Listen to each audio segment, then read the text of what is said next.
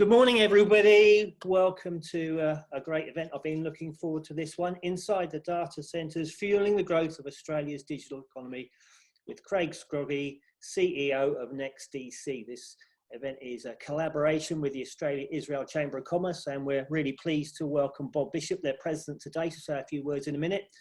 Their CEO, Simon White, is lurking there in the background somewhere. We won't let him say anything at all, so that's great. Just a little bit firstly about how this is going to work today. We're going to have a little bit of a chat from Bob around Craig for 5 minutes as people are coming in. And at 10:35, we'll be off with the main presentation from Craig, who's going to do a content piece for about half an hour. We're aiming to have about 20 minutes Q&A. Now, Craig's really experienced in doing this sort of content piece. So if you put your Q&As in the chat that Sarah has enabled, then Craig will be able to address those questions either when they come up or come back to them later, and we'll let Craig manage that activity. I don't need to tell you where your bathrooms are, so that's very lucky. I don't need to thank the owners of the land, and so I just hand over now to Bob Bishop, the President of Australia-Israel Chamber of Commerce, to have a little bit of a chat around the piece today and to introduce our speaker, Craig Scroggie. So over to you, Bob. Thank you, Ian, and good morning, everybody. Welcome to what I believe will be a very interesting and future thinking presentation from Craig. The Israeli Chamber of Commerce is delighted to team up with the Brisbane West Chamber of Commerce. We've got a like-minded opinion of where we can assist the community, the business community, to further their endeavours and produce outcomes that are ahead of best practice. I think the idea of this morning is to align Craig's experience and his future thinking around innovation. The smart things that Ian's done in his company are a fine example of what's possible here in Australia. I just draw on a couple of points out of Israel that seems to be recognised as the home of innovation globally. Per capita, Israel punched very much ahead of their weight. I think there's something in the order of 6,600 startups coming out of Israel. The idea of innovation is not about it's not about anything other than survivability. If Israel was not on the innovation bandwagon, they would fail. Israel, as a country, has very limited resources. There's not much there to talk about. The Dead Sea and the sun, but what they've done now is picked on innovation as their way forward. The ratio in terms of innovation participants is 1 in 1,300 in Israel. 1 in 1,300 people are involved in startups and innovation, whereas if we look at a European model, there's 1 in 20,000 involved in innovation and startups. So that just tells you how skewed the participation area is. One of the underlying facts is that Israel's government has committed significant funds out of their gross turnover as a nation. $674 per capita is invested in R&D and capital improvements relating to startups. They're number 1 in the world when it comes to the ratio of innovation participants and commitment, financial commitment to the innovation process. Number 2 globally in the cybersecurity world. Again, that's a growing, unfortunately, necessity, and they're way ahead of the pack when it comes to cybersecurity concepts, applications. And I think no doubt the concentration around innovation in Israel leaches out right throughout the world. And there's only 8.5 million Israelis, but there's something like 20 million around the world. So they've got a built-in distribution network to get their products and services to foreign markets, and they've done that incredibly well.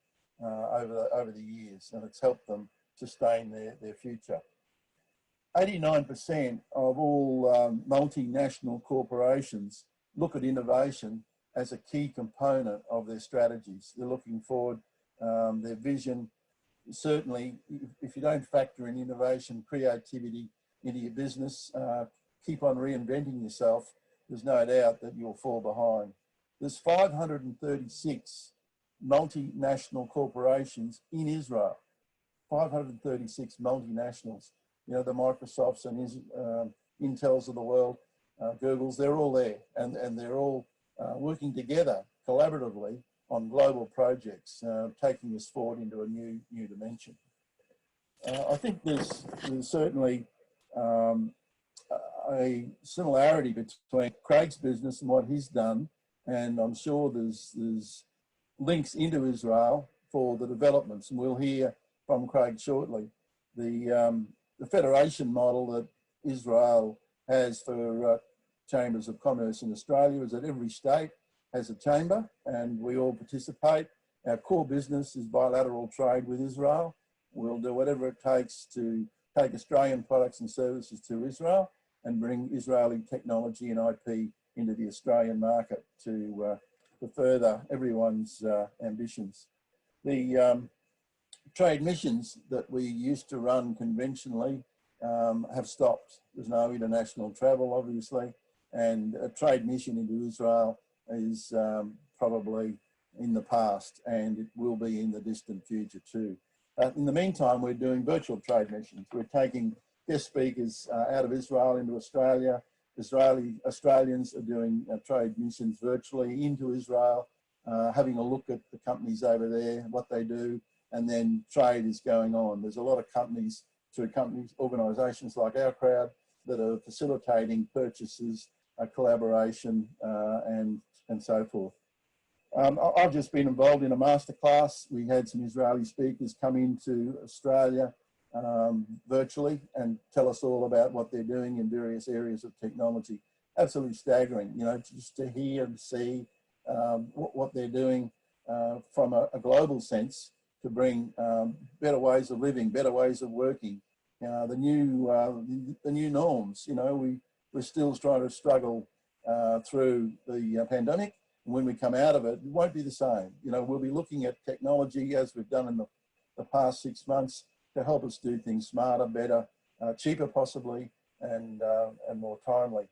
The bottom line is that, you know, video is the new voice. We used to rely heavily on the telephone, and now it's just as easy to click on a video link and have another dimension to communicate with. And when we look at video and voice, the bandwidth consumption is radically different. We need a lot more bandwidth to get a good quality video communication.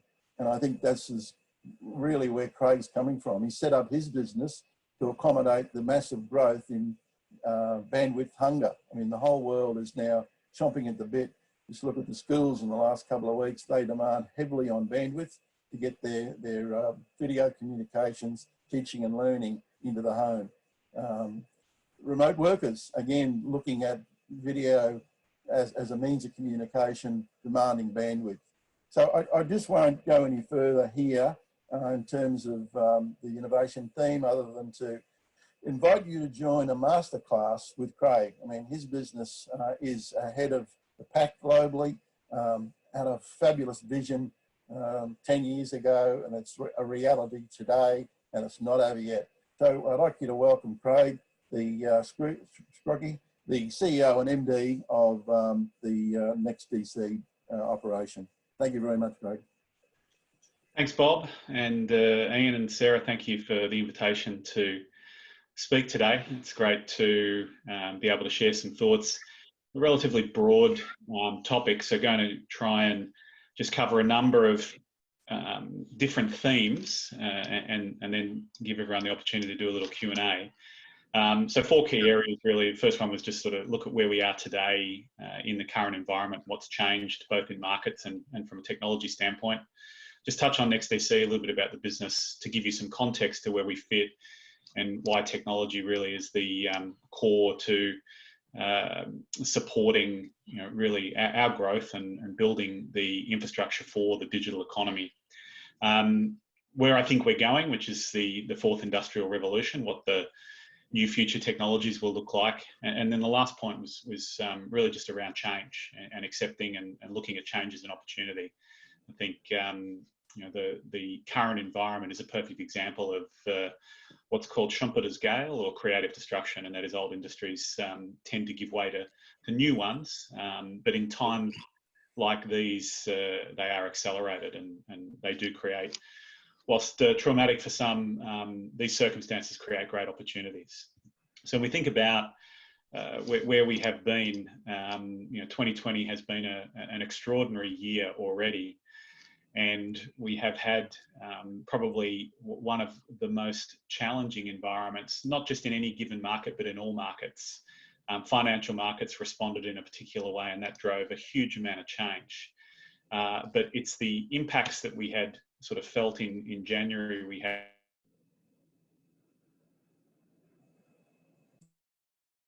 a number of areas, and whilst it was helped in some cases, it was devastating in others.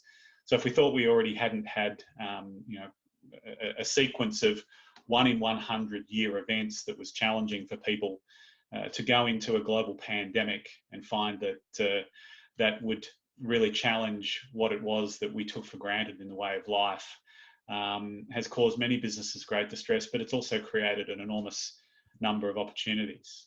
But for those of you that may have heard this referred to as a black swan, and this is a great book, and he's an extraordinary thought leader, Nassim Taleb, a lot has been written about disruption. Just for those who don't know his work well, it's worth a read, but it's actually not a black swan, it's a white swan. And the reason that it's a white swan is that this is something that could have been prevented in the context of the pandemic. It could have been stopped at the source. And we could have responded earlier, and that is in a global context. So it's interesting to think that we are where we are, living in this new world order, and what we've come to find as defined 2020 social distancing. And it's quite extraordinary when you think of the impact of social distancing on the way we're living our lives. So we used to go to the airport and stand in queues, sit tightly packed on planes, check into hotels, work out in gyms, go to football and other stadium type gigs, concerts, movies.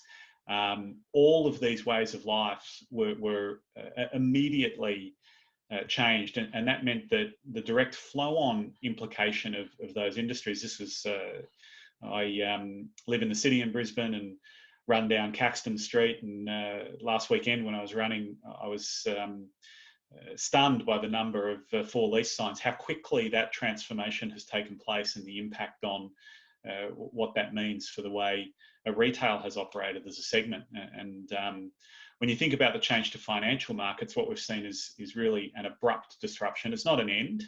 And those people who are sort of forecasting whether it's a U-shaped recovery, W, L, I mean, at the end of the day, no one really knows. What we're seeing is record volatility. And that volatility ultimately is creating an enormous amount of opportunity. But at the same time, many people dealing with hardship through that. So to put the market in context, we've seen more than 30 million unemployed in the US, and that has a direct structural change to the way we think about industry and commerce. But the one saving grace is that we had the technology in place in order for us to be able to move to a remote style of work environment. So for a lot of people other than mission critical service providers, we were able to send everyone to work and school from home. And that flexibility, whilst attractive, it was not easy, because when you were being asked not only to work from home, but school from home, doing 2 jobs or 3 jobs at once was not going to be an easy ask. So we've been through this huge transition, and it's largely something that has caused what I think is an adoption of technology that may have ordinarily taken, as long as 5 years. We've adopted probably 5 years worth of technology change in as little as 8 to 10 weeks. And that's a good thing in terms of driving change. But if you look back, past history being the best predictor of future performance, IT in a historical context, spending would normally go down. So worldwide IT spending has decreased in the last 2 recessions, and the last 3 market crashes, we saw a decline in software adoption. But that's not been true in this time around, because we've had the ability to consume and pay for what we use. So the big global cloud providers have reshaped the way the world would normally respond to something so disruptive in the context of financial markets. So both Microsoft, Amazon, and Google have all experienced enormous growth and quite a substantial boom. And it's not only those that are providing the underlying technology platforms, but it's the consumer services as well. So if you look at someone like Netflix's growth, obviously we've asked everybody to go home, work from home, and that has seen an increase in the consumer services, so massive uptake in the number of users online there. And then we're using Zoom today. So Zoom has the award for the fastest growth of any technology platform in the history of startups. So Fortnite previously had 100 million users, monthly active users were acquired in 18 months. We've previously not seen this level of adoption. So Zoom has gone from 200 to 300 million active daily users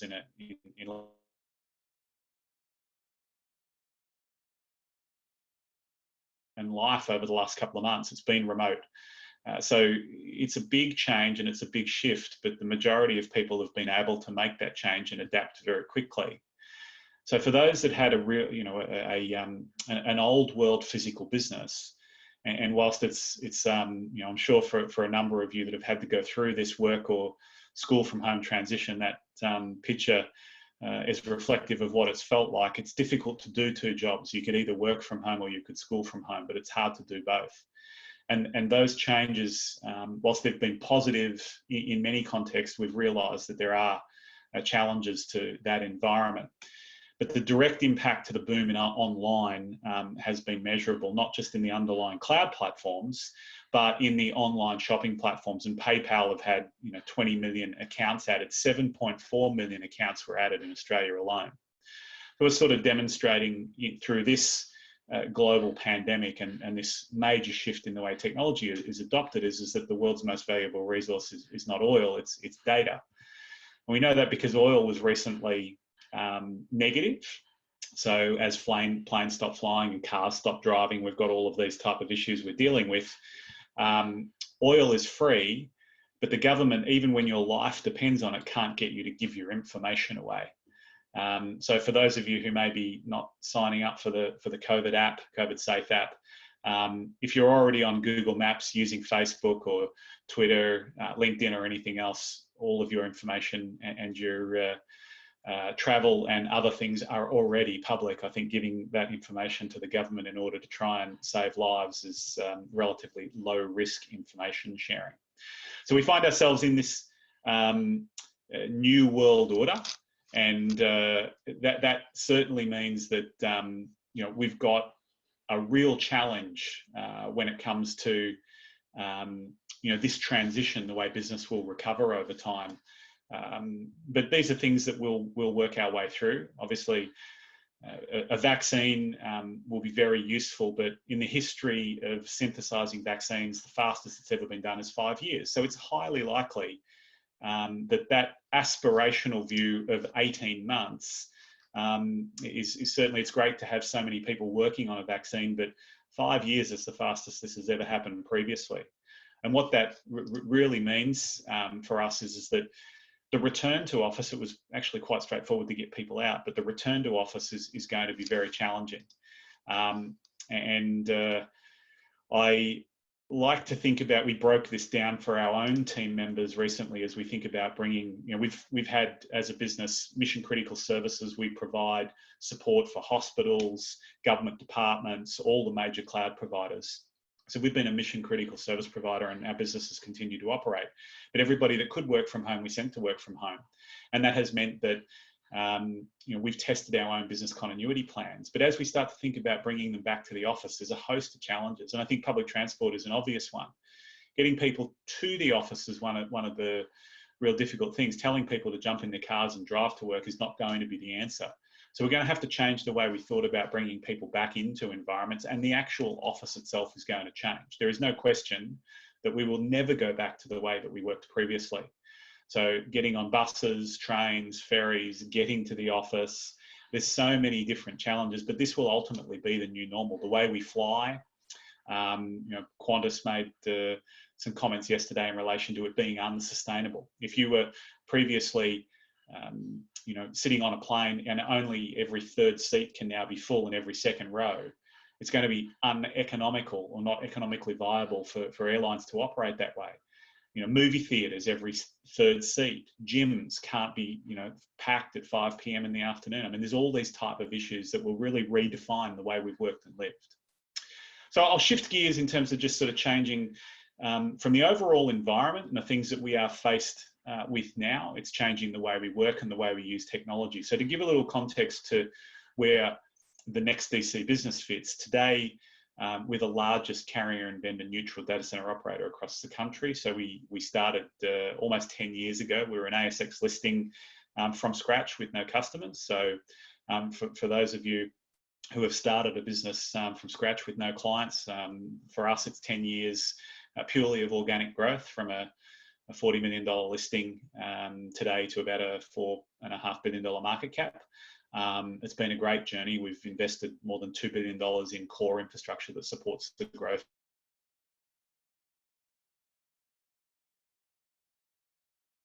A platform. So as a retail outlet today, a Westfield, you have big anchor tenants, might be a David Jones and a Coles or a Myer.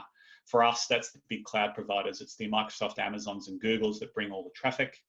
And then we have, in a retail context, again, hundreds of specialty stores. And for us, we have hundreds and thousands of enterprise clients. So it's everyone from Telstra and Optus, big banks, big telcos, BHP, Australian Electoral Commission, and many others. So we have a very diverse ecosystem of clients that are using the data center to host their IT services or consume IT services from clouds. So we set out with a very simple vision, and that was really to help enterprises harness the digital age, to get access to technology, really to advance society. And in the context of purpose, what we do day in and day out really is to focus on the power, security, and connectivity of the enterprise. So we build these very, very large, secure facilities. It's like a hotel for computers. And we provide those services to ensure people can access that technology and really drive their business by paying for what they can consume. So many of the things we do in our business model that are unique, we offer 100% uptime guarantee. So customers know that they will never have outages. We build to the highest standard in the industry, which in data centers is called Tier 4. So we will always be available. Even for maintenance, we can take generators and UPS systems and connectivity networks down, and the customer will never know. There's no interruption to the services. So we're a gold tier service provider. So our operational sustainability, think about it like flying, running an airline. You can't ever afford to have an outage. And when we run the underlying infrastructure that supports the growth of the internet, we need to be always on and always available. We build our own telemetry systems. We have software development capability where we are trying to reduce friction in the way the internet is consumed. So many of you see the magic of the internet in the palm of your hand every day on your phone. But what goes on behind the curtain in the context of making that experience seamless is still very complicated. So connecting all of the clouds, connecting the telecommunication service providers and the enterprises together is really the glue that makes the internet function. And for us, providing those services in an ecosystem way allow us to have clients access today Microsoft or Amazon or Google or IBM or Ali Cloud or any of the other services, the consumer services like Netflix, Apple TV. All of those have to be delivered and cached in a low latency way for us to have this great internet experience we have. So interconnectivity and the role that the data centers play is really bringing all of those service providers together. We're a big user of power, tens of millions of dollars in underlying power. So not only is efficiency from a power and a networks point of view critically important, but so too is sustainability. So we run solar arrays. We're a foundation partner for the Melbourne Renewable Energy Project, building wind farms and other things. And ultimately our buildings today, so an example of our first generation fleet around Australia, our first facilities were about 10 megawatts in size. So our original buildings were in major markets like Melbourne and Sydney, a couple of $100 million each to build. But as we've gone on and built second generation facilities at about $500 million, and then third generation facilities we've just announced in Sydney and Melbourne will be more than $1 billion infrastructure projects. So it's quite exciting for the company to have gone in less than 10 years from seeing the opportunity to support the growth of the digital infrastructure, and now single developments in each major city can be in excess of $1 billion worth of underlying infrastructure investment. So that's a little bit about NextDC to give some context. If I then move to really, I guess, where we're going, which is the fourth industrial revolution. So if you haven't read the book, Klaus Schwab is the founder and chairman of the World Economic Forum. He wrote a book called The Fourth Industrial Revolution. It's a great read, and it talks about this transition we're making to fight cyber physical systems. And we're seeing it everywhere. So the good part for all of us in the context, and particularly for those that are small sole operators or small business operators, we've never had access to more technology at any other point in time in the history of our lives. We are, without question, we have the capability to do things that we would never have had the chance to do. So it's not big companies beating small anymore. The ability to move quickly in small businesses can always outpace the large organizations. That flexibility is unique. And again, I like to look at change over a relatively long period of time, and long for us is 10 years. But when you can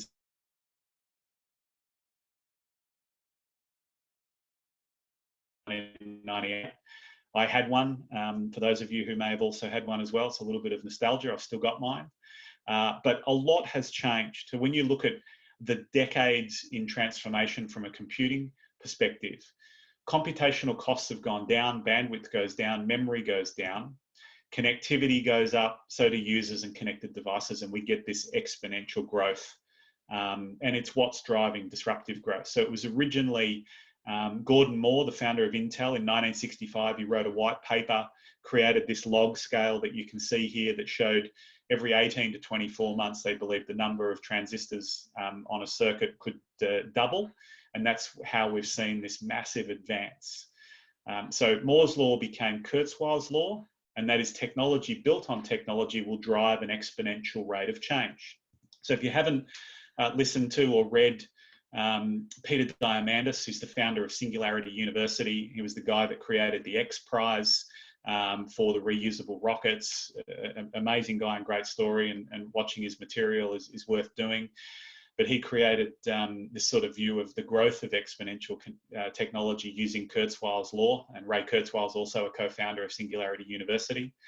But the important thing here is that when you look at the rate of change, by 2023, so only in a few years' time, we'll be able to buy the computational capacity of the human brain, 10 to the 16th, if you ask a neurophysicist, for $1,000, you'll be able to buy the computational capacity of the human brain because of this computational growth rate. And then by 2050, relatively short period of time, for $1,000, we should be able to buy the computational capacity of the human race.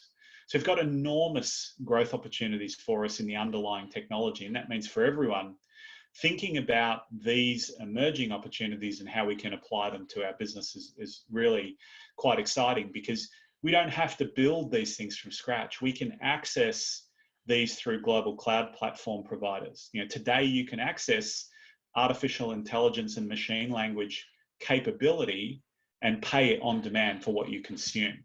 So for all the major cloud platforms, if you're interested in leveraging AI and seeing what machine learning can do for your business, you've got to get in and learn a little bit about what Google are doing in their cloud AI platform, or Microsoft on Azure, AWS. The tools are there if we learn how to leverage them.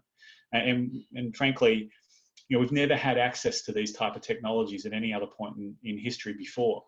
And if you haven't understood how you can use them and pay for exactly what you consume, it's a great opportunity to really change the way business works today. So we've got this multiplicity of clouds available to us.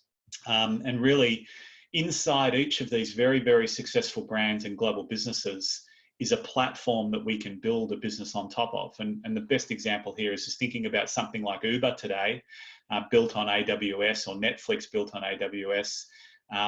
They don't have that underlying infrastructure. They didn't have to, favorite story, talking to Matt Rockman years ago about the beginning of Seek. going to his father, and they need $10 million to buy the infrastructure software licenses and prove that the business model can work. Well, that infrastructure is available for you to put on your credit card today and try those services and build these platforms, because these global infrastructure providers have built it. But for me, growing up as a muso, I think again, it's a 10 years is the right lens to look at the influence or transformation of technology. And in 2007, you'd go to a concert and you'd watch the show. Now, if I take my daughter or my sons to see a band, the majority of people are watching the show through their phone. They're live streaming it, they're sharing it, they're snapping it. And the influence of those technologies in a relatively short period of time is going to change our access to be able to really drive change in our business models. So we go from billions of devices to trillions of sensors, and the way we'll use sensors to inform the decisions that we make will influence our businesses as well. So that's sort of the lens for what the fourth industrial revolution will drive, and how I think about taking the opportunity to really understand the technology that's available for you to build your business on. Don't wait for AI to disrupt you. You can take advantage of those platform technologies and integrate them into your business today. And if you do a little research and look at the application of those technologies, they can be integrated into your business right now. A reminder that the sort of shifting gears to the next is really just what I mentioned at the beginning. Schumpeter's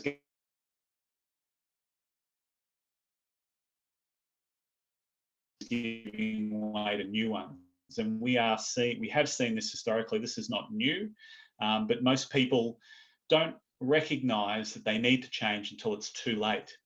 And Clayton Christensen wrote a great book called The Innovator's Dilemma, which is really worth a read. And that's why big companies find it difficult to change their model. Eric Ries's book called The Lean Startup is a fantastic read.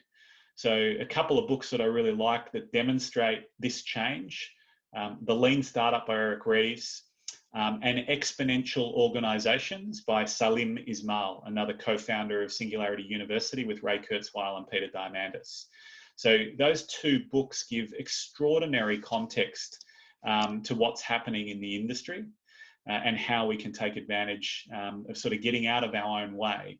But as an example, I took this photo at Comdex at the show in Las Vegas, and really, for Kodak, I mean, they had the digital technology patent, but the core business wasn't photography. The core business was film and chemicals. And then when the startup comes along and you've got a multi-billion-dollar takeout the size of Instagram now really owning that space, the traditional businesses that we've seen disrupted, very easy to see why that change happened. And today we can reflect on it and say, well, of course Borders was disrupted by Amazon. Amazon in the last 2 years shipped more online books than they shipped physical books in a decade.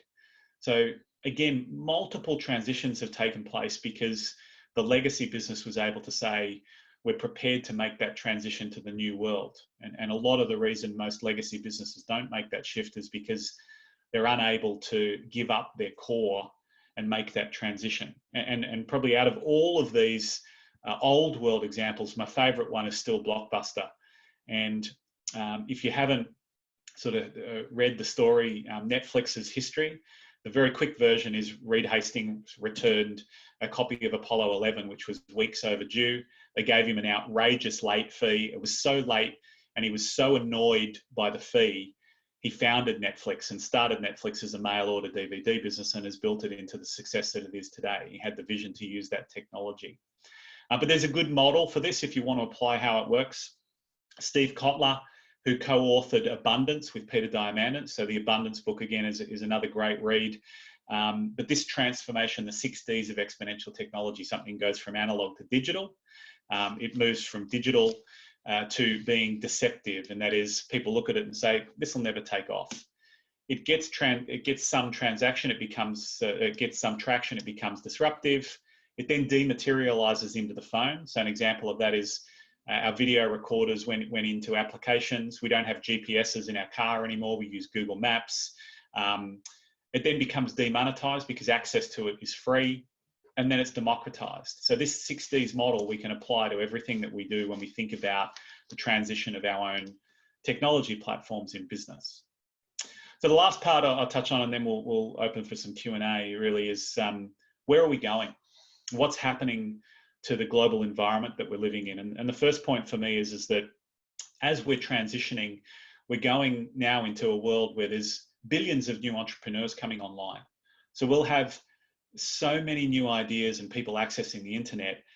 6 billion people will have access to the internet this year. And largely they're going to do it through mobile. So it's the change and the growth in mobile technology is the underlying driver for this. It's an enormously powerful transition. And we're able to deliver internet services rather than having to build fiber everywhere. Google's technology like Loon, and there are a number of others, Facebook have experimented in this space and continuing to drive change.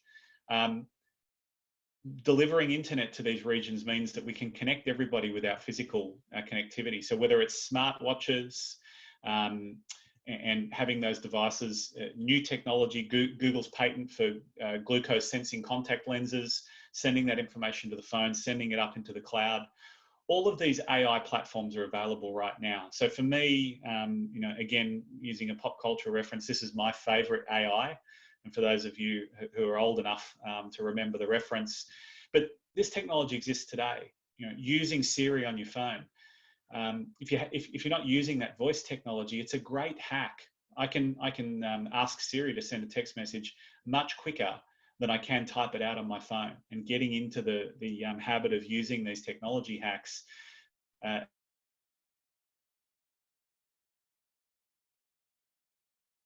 Crushing It as an early book on thought leadership and the change in social media is a great read as well. But using all of these technologies. So again, you know, I like the Jarvis example, but you can talk to your phone today and get that level of input. What Watson, IBM, the Watson supercompute team are doing at IBM is transformational, and how they're applying that technology locally. We're seeing, you know, the diagnosis of skin cancers and other things. This was a site that was set up at Bondi Beach recently, providing diagnosis using Watson's global cloud platform technology. It's machine automation at another level, and we can access machine automation in small business today through these cloud service providers. You don't need to be big to access this technology. As a sole trader, you can access these global clouds and pay for what you consume. But all of those, you know, technologies that we're seeing, Tesla has the capability today, you know, to be sending software updates, and the functionality of cars and the self-driving technology will reshape the way roads work. I took this photo of this drone at the CES show a few years ago in Vegas, and the trials for these have been running recently. I mean, this level of innovation, and Bob talked about it in the context of what you're seeing in Israel. You know, I'm a big supporter of the Our Crowd platform, and Dan and the team there are doing great work, giving people access to new technology coming out of Israel, and the capability to invest in those as well is something quite extraordinary. But if you don't want a taxi, you can certainly order your pizza. And having drones and the role that drone technology will play will be influential. It was amazing in October of 16, the first autonomous semi-trailer. So you can get your beer delivered, you can get your pizza delivered remotely. And we're seeing that now in the change. You know, the enormous shift to online delivery is quite significant. The acceleration of online healthcare, again, through necessity, we saw a massive shift forward. And that will ultimately change the way we live and work, not just from work from home, but access to the greatest minds will be driven by the way that we use remote technology.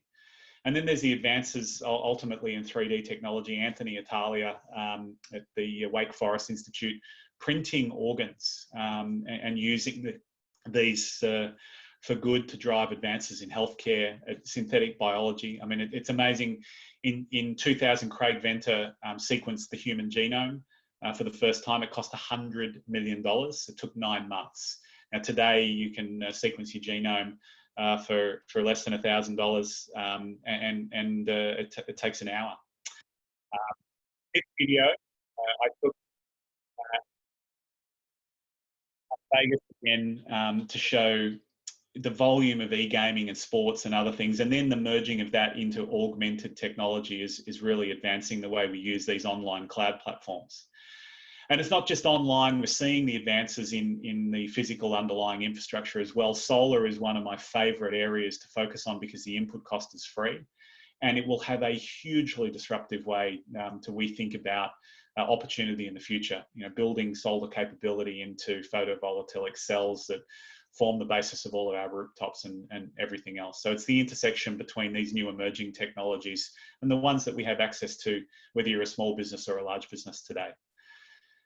So I'll leave you with two thoughts, and then we sort of open for a bit of Q&A, but more data has been created in the last couple of years than we have in the entire history of the human race, and that continues to happen. But very, very little of it today is actually analysed, and there is an enormous opportunity coming. In our history, we've never had access to more technology than we have access to today. And it's the small that can beat the fast. It's the innovators. It's the people that can experiment and be lean. You know, if you haven't read Eric Ries's book, Lean, I mean, it's a great read. It just demonstrates why small can beat big. And it's the fast, ultimately, that are able to transition and disrupt industries. And I think it's never been more exciting. We've never lived in a more exciting time, and it's just a great privilege to be in the middle of this transformation. Our underlying platform is the infrastructure that enables many of the cloud platforms to transition and move so quickly.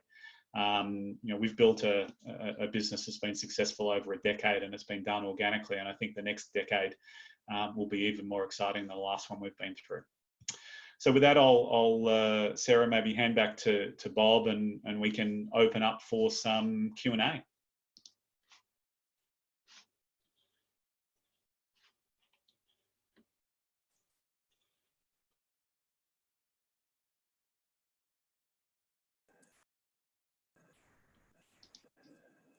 Wow.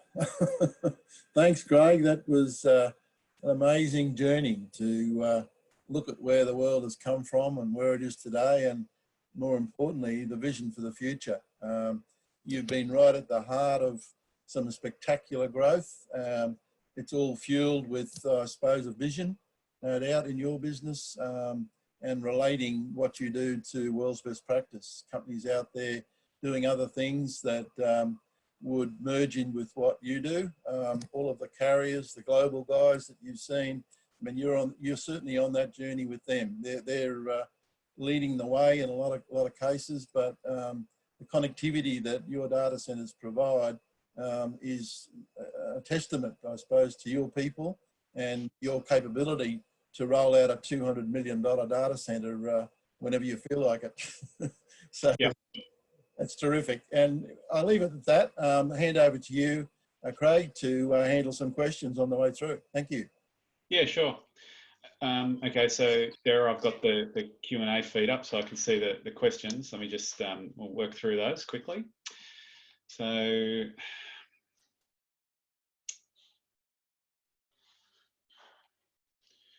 I'm just reading Chris's. So we're looking to support remote sensing, reality capture, general geospatial science. Thanks, Chris. Yeah, I think, look, there's some amazing technology company. I was just talking about FibreSense recently. So the ability to be able to use the fibre that's in the ground today for other purposes, listening. There's a number of different applications that we're seeing in a lot of underlying infrastructure that's been in place, but by adding the software capability on top of the existing physical infrastructure, we're able to repurpose and unlock you know, many new capabilities through that technology. So I think, yeah, for us, our role really is to make sure in every major city we're building out the infrastructure that supports those cloud platform providers. Our model is to try and help our technology partners access the enterprises and sell them their products and services. So we're a partner-led organisation, and we spend a lot of time helping our smaller companies sell their services and promote their services to our existing customers. So thousands of enterprise clients, and then helping people get their story out about how they, you know, what they've built is relevant to helping the enterprise be successful. So many of those areas I'm very excited about, particularly the fibre. Unlocking capacity in existing assets that hasn't been fully realised before. David, down with open office setups. David, the office is definitely going to change. We were planning a new office right in the middle of this. We were transitioning offices in Brisbane, so we've got offices all over the country, a few hundred people. I've agreed to what would now be a permanent remote working culture. I asked the organisation how many people wanted to work remotely. Now, we have similar issues to the airlines. You can't fly a plane from home. You can't run a data centre remotely. But many of the other workers that we have will be able to work successfully remotely. So I think there's a huge disruption coming to the way office and transport and public transport, the times that we commute to work will change. But as many as 40% of our workers have asked for that flexibility where they may never return to the office the way they previously did. I don't think it's as easy as sort of saying, everybody work from home, so you should.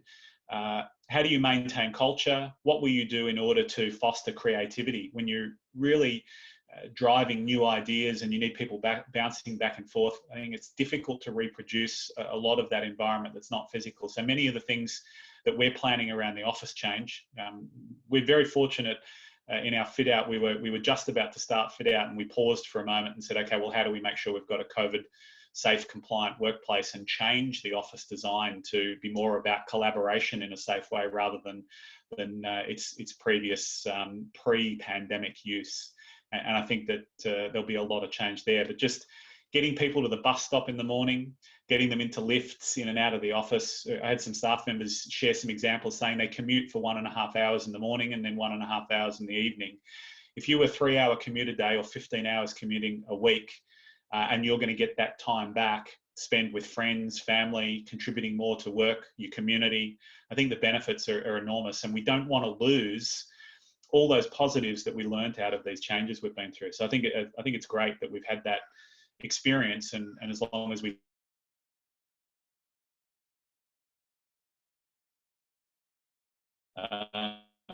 next question, Don, great to see how Next is developed. How are you ensuring that the IP knowledge of your team stays in Australia? Is this a field that as a country we can stand on our feet? Don, look, I think the IP thing is critically important. We have a value focused around bright ideas. I like the idea of being able to expand the company internationally, but by the same token, investing in Australia, investing in Australian jobs is really supporting and aligning, working with the universities, creating PhD, collaborative research and other things. These are areas that, also I sit on the board of the business school at La Trobe University in Melbourne and trying to foster more engagement and relationship for PhD engineers to get out into the workplace. There's an enormous amount of skilled, capable people able to contribute to the IP universe, and they're in our universities. And for many of you, if you haven't reached out to your local universities and business schools, many of them have extraordinary resources that are dying for a real world opportunity to apply their research to what you do. And they're very affordable, and you can sponsor a PhD candidate for as little as say $30,000 a year, and have them contribute to a new body of work that can help your business be successful at the same time. So I love the idea of being able to work collaboratively with universities and others to drive more IP into the business. You don't have to be large to do it. You can be a small business and take advantage of that. Brett, do you believe that nation states are gradually losing their relevance in the modern age and where it's a truly connected world? Look, I think that Thomas Friedman was right. The world is flat, but we're going to see new challenges, and that is it'll be difficult to cross borders. So there's no question that there's a high likelihood that we're going to see people focus back on our ability to be self-sustaining. I mean, there's just so many new opportunities coming out of the circumstances. I look at the negatives and many of those issues people have had to suffer through, and seeing unemployment lines and millions of people looking for jobs and those changes is always heartbreaking and difficult. But by the same token, some of the greatest companies in the history of the world have been built in the greatest times of adversity. So in the GFC, some of the greatest technology platforms that we have today were built. So I look at these disruption opportunities and think that really this is where these moments in time allow us to do something that very few people would take advantage of at any other time. Ian, is compute time the future of pricing? Look, I think time ultimately is the most valuable thing that we have. The example I used before about not typing out a text message and using the technology that's there. You don't have a big company to have access to that AI resource. So an Amazon Alexa, a Google Home, your Siri in your iPhone. I mean, use these things. They're great tools. You don't have to have a physical assistant to get the benefits of using all these technologies and trial them and look at how we can leverage many of these really global multi-billion-dollar platforms into our businesses today. They make huge differences to our productivity, whether it's in a small business or a large one. Joseph, do you think our vulnerability due to resilience on data is getting greater, and will we get ahead of the risk? Look, privacy has been and still is going to be one of the biggest challenges that we face. But the younger you are, the more you've given away. Ultimately, people, if you want access to Facebook in return, you give up privacy to your data. If you haven't read the book Cambridge Analytica, or there's a shorter version on Netflix as a documentary, I think it's about an hour and a half long. But if you want to read the book, see what Cambridge Analytica did to data and how it was used to influence elections and other political outcomes around the world. Access to data ultimately and the control of it and privacy is one of the greatest frontiers that we're going to have, I think, in the next few years. Brett, how does a small tech company in Brisbane engage with you to start collaborating? In particular, VR tech, can you share your office layout looks like? Sure. How do you connect? You just send me a note. So I'm happy to get an email from you and connect you to the appropriate people in the team locally that can support your business and get you into our ecosystem. Or get access to our customers to share what you're doing. Can I share my office layout? Yeah, we're in the process of just finalising at the moment. So again, anyone that's interested in the changes that we're making.